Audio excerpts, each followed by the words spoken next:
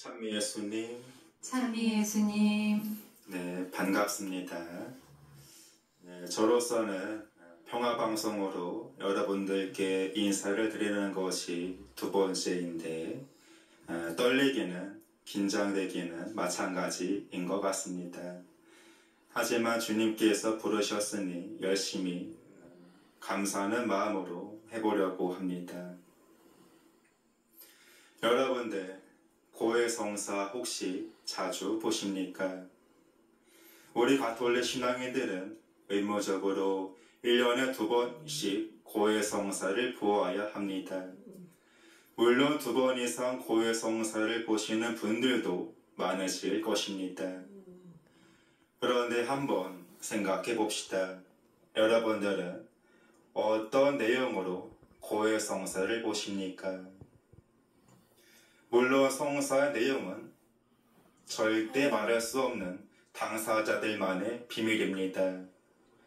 말씀드리고자 하는 것은 여러분들이 보시는 성사의 내용은 생각해 보건대 주로 비슷한 것들이 아니냐 하는 점입니다.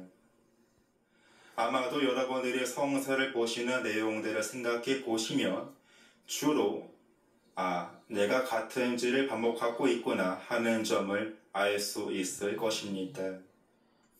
그렇습니다. 사람은 사실 같은 죄를 또다시 반복하는 존재입니다. 늘 똑같은 실수와 잘못을 되풀이하기도 합니다.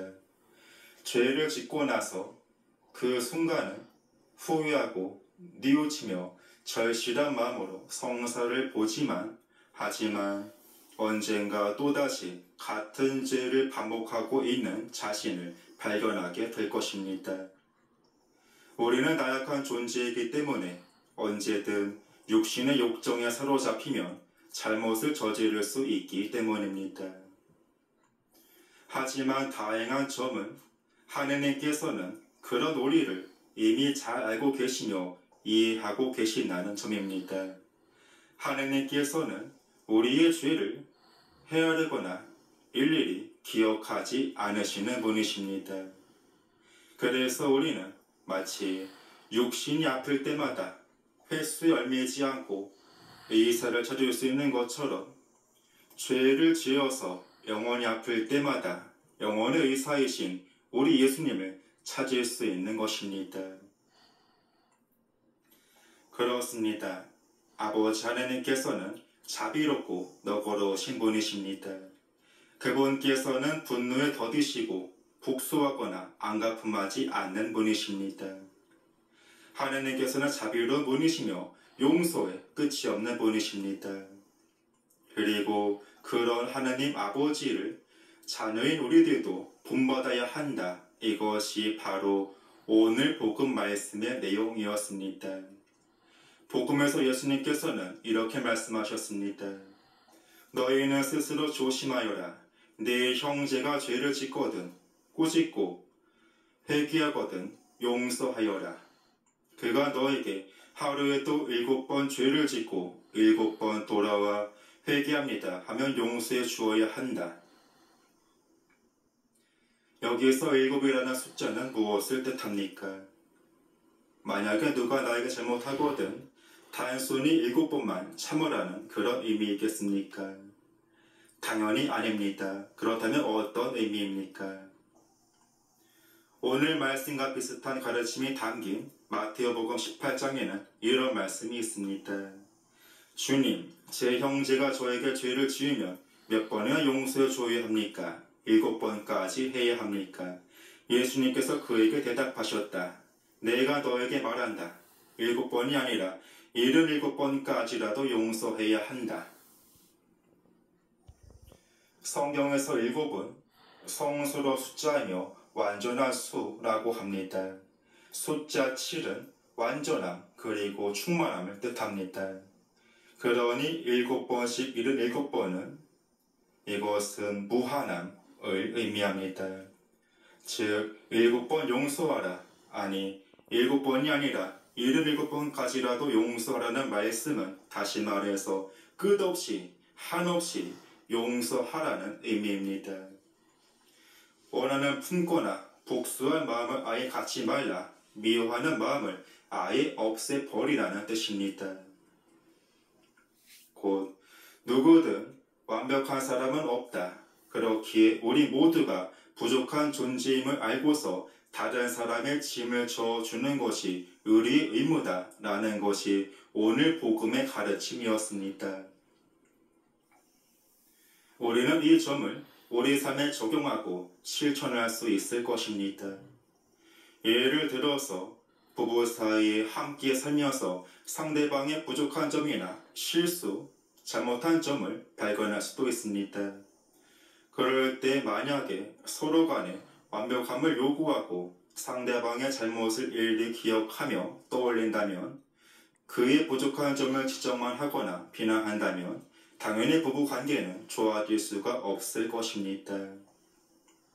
오히려 상대방의 부족한 점을 받아들이고 용서하며 내가 대신 그 부분을 채우려고 노력할 때 부부 사이는 따뜻하고 행복해질 것입니다.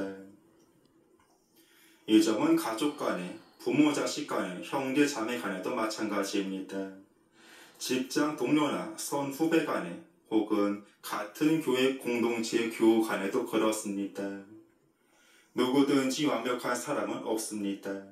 완벽해 보이고 실수를 하지 않으려고 노력할 뿐이지 사실은 누구든지 실수도 하고 같은 잘못을 반복하며 육정에 시달리기도 하는 나약한 존재입니다.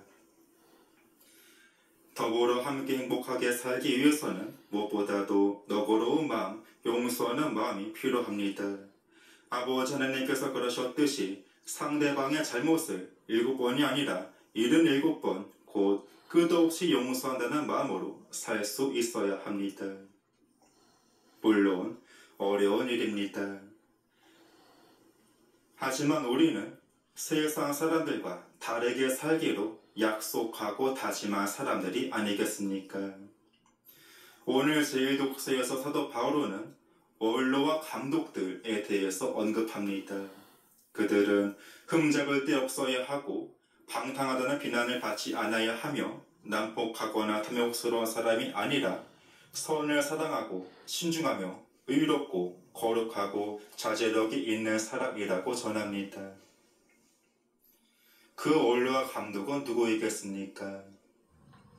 저는 말씀을 묵상하면서 이들은 세상의 모범을 보일 수 있는 신앙인을 뜻한다고 생각해 보았습니다. 그리고 우리 신앙인들이 오늘날 그런 역할을 하도록 부르심을 받았다고 하겠습니다. 우리는 세상 사람들처럼 굴지 말며 오직 신앙에 따라서 예수님 말씀에 순종하며 서로 용서하고 모범이 되기 위해서 노력해야 합니다. 오늘 복음 환혜송에서 노래한 것처럼 이 세상에서 별처럼 빛나도록 생명의 말씀을 굳게 지키는 마치 어두운 세상 속에서 별처럼 빛나는 하느님의 거룩한 자녀들이 되기 위해서 노력합시다. 늘 기도하며 말씀을 성찰하고 묵상하며 실천하도록 노력합시다. 잠시 묵상합시다.